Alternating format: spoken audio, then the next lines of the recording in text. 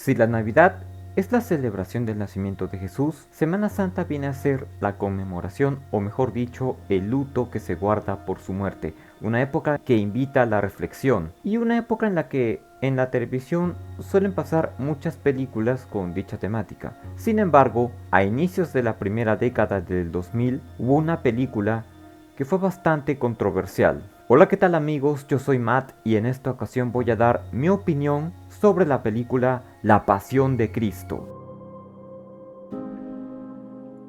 La Pasión de Cristo, o también llamada The Passion of the Christ, es una película estadounidense, dramática y cristiana, estrenada en el año 2004, basada en la historia de Jesucristo perteneciente a las Sagradas Escrituras de la Biblia, dirigida por Mel Gibson, producida y distribuida por Icon Productions. Quiero hacer unas pequeñas aclaraciones. Primero, fui criado como católico. Soy bastante creyente en estas cosas, pero no soy practicante de esta religión. No soy de ir a la iglesia ni nada por el estilo. Segundo, no he leído la Biblia, por lo que no puedo juzgar este trabajo fílmico como adaptación, solo como película. Así que puede que haya escenas o secuencias que no hayan aparecido en algunos de los versículos de la Biblia y yo de repente desconozca. Está de más decir quién es Jesús, porque todos lo sabemos, incluso los que son de otra religión y los ateos. Por supuesto que hemos tenido muchas películas que retrataban la vida de Jesús, varias películas que suelen pasar en fechas de Semana Santa, siendo la vida pública de Jesús la que más veces transmitían por televisión, y que ha tenido más de una versión. También hemos tenido La Última Tentación de Cristo, del director Martin Scorsese, o incluso clásicos como Los 10 Mandamientos y Ben-Hur, siendo las versiones protagonizadas por Charlton Heston las más vistas. Sin embargo, Mel Gibson, actor y director de cine, comenzó a trabajar en un nuevo proyecto sobre Jesucristo. Invirtió entre 40 y 45 millones de dólares para financiar la película y cubrir los costos de publicidad, dinero de su propio bolsillo. Produjo y dirigió esta película. Asimismo, él junto con Benedict Fitzgerald escribió el guión. El rodaje se dio en Italia y se rodó en latín, hebreo y arameo con subtítulos.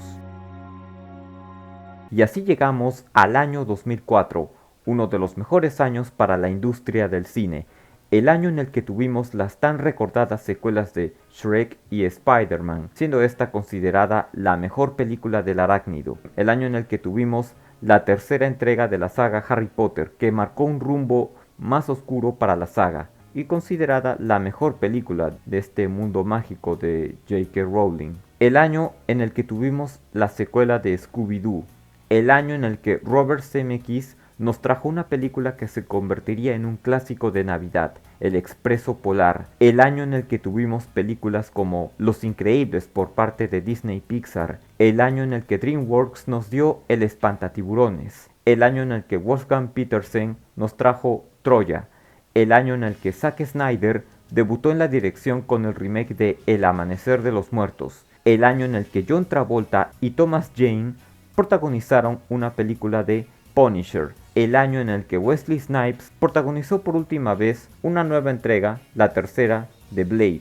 El año en el que Hugh Jackman hizo pausa a las garras de Adamantium y al puro para protagonizar Van Helsing. El año en el que Clint Eastwood nos trajo la desgarradora Golpes del Destino. El año en el que Will Smith protagonizó Yo Robot. Ese mismo año llegó a nuestras salas de cine y a nuestras vidas en un miércoles de ceniza, 24 de febrero para ser exacto, La Pasión de Cristo. La película contó con un presupuesto de 30 millones más o menos y recaudó más de 600 millones de dólares. En su momento formó parte de las 10 películas con mayor recaudación de todos los tiempos. Fue la quinta película más taquillera del 2004, siendo superada por Shrek 2, Harry Potter y el prisionero de Azkaban, Spider-Man 2 y Los Increíbles. La película causó polémica entre la crítica.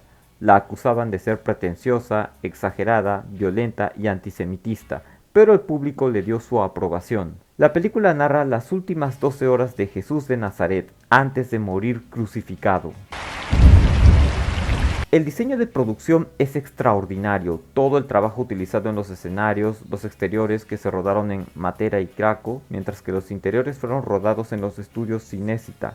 en Roma. Asimismo, todo lo que se refiere a los efectos y maquillaje, como el mostrar a Cristo lleno de heridas, producto de los azotes, el uso de cámaras, los planos, el lenguaje visual que utiliza Mel Gibson sin tener que recurrir a diálogos, demuestra lo talentoso que es. La película está llena de secuencias inolvidables. A diferencia de muchas películas que narran la vida de Jesucristo, la cinta empieza desde la noche en la que Cristo es capturado, debido a que uno de sus discípulos lo traicionó al venderlo con las autoridades romanas. Hay muchos judíos que no creían en lo que decía Jesús, lo creían un farsante. Pero también somos testigos de cómo hay personas que sintieron compasión por él. No solo la Virgen María, no solo María Magdalena o Juan el Apóstol. Pedro, por ejemplo. A lo que voy es que se arrepintió de haberlo negado 3 veces. Lo curioso es que la mirada que Jesús, con el rostro golpeado y ensangrentado, le da es como un yo te dije que esto iba a pasar. Y en cierta forma con una mirada de estoy muy decepcionado de ti. Tenemos a Judas Iscariote, quien tenía remordimientos de conciencia, tanto que ni el dinero calmaba su culpa, tanto que finalmente comienza a ser perseguido por demonios y termina quitándose la vida, ahorcándose en un árbol. Judas, el perfecto ejemplo de traición. Otros personajes que incluso sienten compasión o sentimientos distintos al odio y la burla son Poncio Pilatos, quien no quería castigarlo y sería conocido como el hombre que se lavó las manos, metafóricamente hablando. La esposa de Pilatos tampoco quería que Cristo fuese crucificado. Personajes como el hombre que ayudó a cargar la cruz o la chica que se acerca a limpiar su rostro ensangrentado incluso han demostrado tener compasión y no aguantaban ver tanta crueldad.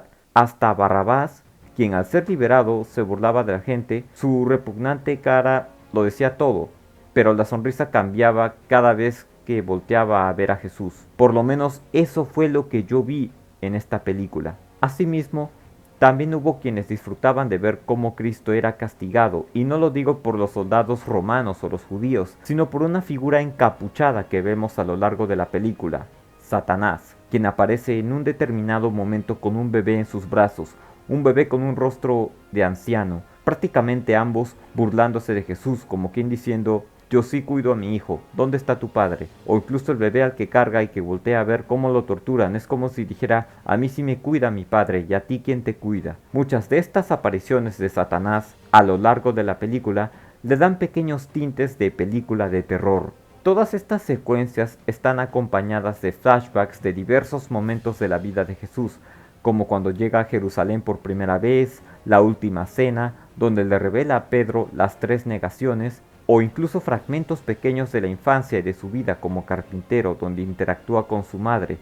Todos esos grandes paralelismos entre su presente y su pasado, como cuando la Virgen María se acerca hacia su hijo, tanto en su etapa de niño como en su etapa de adulto, como bien mencioné. Todo esto sin duda es una gran secuencia, bastante cruda, muy violenta. Es una película bastante oscura. No es como Ben-Hur, que pese a todo el sufrimiento por el que pasan los protagonistas, tienen un final feliz. No es como Los 10 Mandamientos, ambas cintas que podría calificarlas como películas positivas, donde los protagonistas terminan bien. Pese a ser grandes películas, no tienen esa crudeza que sí posee La Pasión de Cristo, porque aunque hayan tenido secuencias donde los protagonistas hayan sufrido o hayan sido torturados, la película de Mel Gibson va mucho más allá.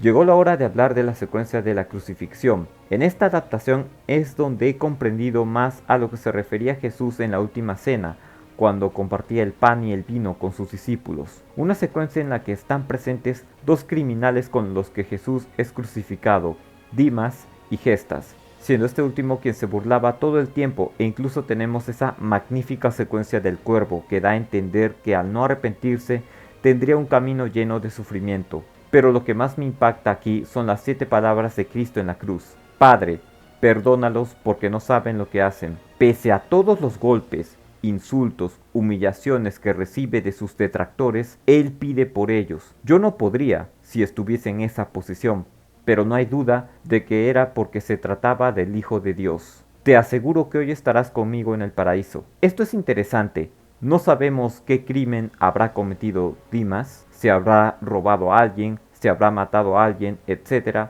Por lo menos yo no lo sé, pero se demuestra que el criminal reconoció a Cristo y le demostró su fe, y que incluso por muy malos que hayan sido tus actos, puedes ser perdonado siempre y cuando estés arrepentido del mal que hiciste. Eso fue lo que yo entendí. Mujer, ahí tienes a tu hijo. Hijo, ahí tienes a tu madre. Esto quiere decir que Jesús le decía a Juan que cuide de María cuando ya no esté, que cuide de ella como si fuera su madre, y que María quiera a Juan como si fuese su hijo. Ese es un verdadero hombre. Dios mío, ¿por qué me has abandonado? Las frases anteriores que mencioné fueron dichas por Jesús como el Hijo de Dios, al menos la mayoría. Sin embargo, esta cuarta, que tiene bastante intensidad, yo la interpreto no como algo dicho por el Hijo de Dios, sino como algo dicho por el hombre. Todos hemos sentido que cuando nos va mal, ya sea en la escuela, en la universidad, en el trabajo o en distintos aspectos de la vida como el amor, o más cuando perdemos a un ser querido, sentimos que Dios nos ha abandonado u olvidado. Y eso se refleja muy bien con esa cuarta frase: tengo sed. Estando tantas horas en la cruz y expuesto a la luz del sol, creo que es normal que cualquier persona tenga sensación de sed. Por mucho que se trate del Hijo de Dios, Él no deja de ser un hombre y como tal, siente las mismas necesidades que nosotros. Todo se ha consumado. Una frase que es como decir, todo se ha cumplido. Él ya sabía lo que iba a pasar y por lo tanto, había cumplido con el propósito que tenía en nuestro mundo. Padre, en tus manos encomiendo mi espíritu.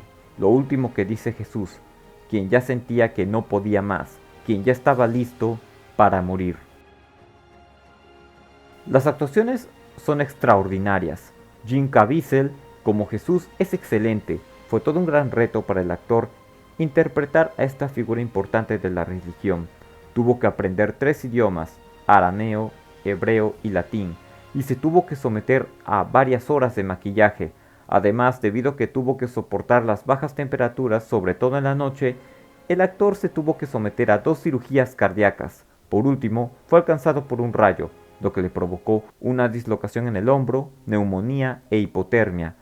Curiosamente, las iniciales del actor son las mismas iniciales que las de Jesucristo. Y otro dato curioso es que el actor en ese entonces tenía 33 años, la edad a la que muere Cristo. Tenemos a Maya Morgenstern como la Virgen María, un trabajo excelente. Logra transmitir el dolor de una madre de ver a su hijo castigado con tanta violencia y crueldad. Tenemos también a la actriz italiana Monica Bellucci como María Magdalena, alguien bastante conocida para quienes siguen más la religión que yo. En la película se muestra que siempre está al lado de la Virgen María. Fue alguien a quien Jesús perdonó. Tenemos una escena sobre ello, muy bien rodada. Y aunque la película no profundice más sobre su personaje, tengo el presentimiento de que Magdalena tuvo más importancia de la que se cree en toda esta historia. Tenemos también a la actriz Rosalinda Celentano como Satanás, y fue muy inteligente por parte de Gibson el elegir a esta actriz con esa mirada tan penetrante y darle una especie de caracterización andrógena al personaje. El famoso niño diablo que vemos en la película es interpretado por Davide Marotta, no sé si esté bien pronunciado, quien tenía 42 años en esa época.